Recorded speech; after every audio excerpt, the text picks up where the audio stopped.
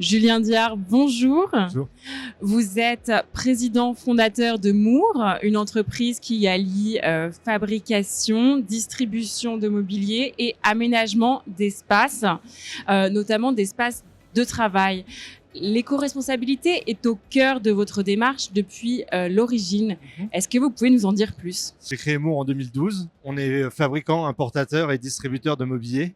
Donc, principalement, on fait 90% de notre chiffre d'affaires dans le tertiaire et 10% d'hôtellerie-restaurant. Et on a une démarche sur la responsabilité, entre autres, qui est liée aux matières qui sont utilisées dans le mobilier de bureau.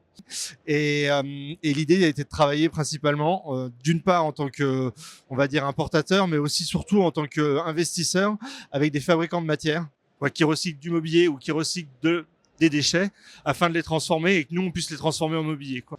Quel type de matériaux, par exemple, est-ce que vous utilisez? Je vous donne un exemple. On utilise beaucoup de plastique. Il faut savoir qu'un Français moyen utilise à peu près 45 kilos de plastique par an. Ces plastiques sont, entre autres, sont triés, sont recompactés pour faire des plaques. Et nous, à partir de ces plaques, on va venir thermoformer pour en faire des fauteuils. On est très fiers là d'équiper par exemple toutes les estrades du SIPCA avec des fauteuils qui sont issus de plastique issus de vos poubelles jaunes, quoi. Il faut savoir qu'il y a à peu près 14 kilos de plastique utilisés par fauteuil. Donc une partie de votre consommation qui est transformée en seconde vie. Vous présentez ces fauteuils au SIPCA, dont vous êtes partenaire officiel pour la 4e année consécutive. Concrètement, qu'est-ce que ça signifie pour vous? Ça signifie c'est un engagement qui nous paraît, on va dire, cohérent par rapport à nos valeurs. La nouveauté cette année, c'est d'avoir créé un stand matériothèque. Donc on parlait de matière. Pour que notre modèle économique fonctionne, il faut absolument que le coût de la matière diminue, quoi. Le fait de trier les déchets, ça coûte un certain coût. Et pour arriver à être compétitif à travers nos produits qui soient issus du recyclage, on accompagne des partenaires dans l'industrialisation de la matière.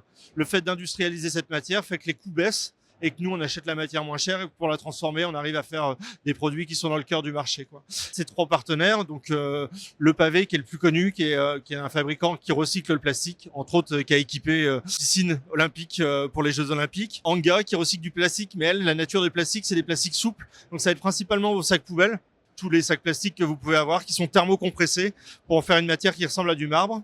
Et la 3e, c'est Austrea, qu'on est en train d'industrialiser aussi avec la création d'une usine sur Rennes, qui, elle, recycle des matériaux organiques, puisqu'on parle de coquilles Saint-Jacques, d'huîtres et de moules qui sont compactés pour en faire de la matière plane, pareil, des plaques. Et nous, à partir de ces plaques, on fait des tables bistrot. Donc en fait, on peut envisager d'avoir un plan de travail en faux marbre, en sac poubelle, quoi. Ouais, mais un plan de travail pour notre secteur, à la fois, il faut imaginer que demain, vous pourriez avoir du sol en terrazzo qui ressemble à un terrazzo marin à partir de coquilles d'huîtres. La responsabilité, plus le design, j'oublie, mais c'est quand même un point important. C'est bien d'avoir des belles matières, mais si elles sont pas belles, c'est difficile de les vendre. Donc il y a une vraie recherche aussi en termes de design. Alors design de produits, design d'espace, vous travaillez actuellement sur un projet extrêmement ambitieux d'aménagement du nouveau siège mondial d'Engie. Ouais. On est très fiers d'avoir remporté une grosse partie de ce projet, d'accompagner Engie depuis maintenant 5 ans.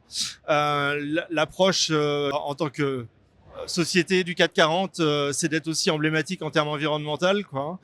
C'est de faire revenir 9000 personnes dans un campus qui actuellement était sur plusieurs sites, donc il y a un enjeu managérial qui est quand même très important.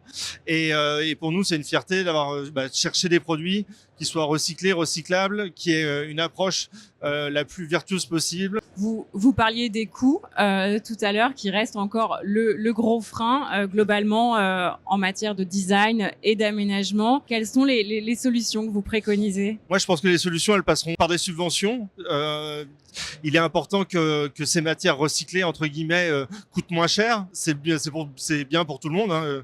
Donc ça passe aussi par l'industrialisation. C'est pas un problème de matières premières. Il y a plus de 80 000 tonnes de coquillages qui sont pas recyclés chaque année. Pousser ces entreprises à être encore meilleures, à fabriquer en France aussi, à créer de l'emploi en France, à exporter, mais aussi à partir de matières qui sont vraiment issues de nos déchets, donc qui donnent aussi beaucoup de sens, qui sont pas compliquées à vendre d'une certaine manière quand on explique la fabrication de celle-ci. Et puis nous, ça va nous permettre de regarder aussi nos déchets différemment. Exactement. Merci beaucoup. Merci beaucoup. Bonne journée.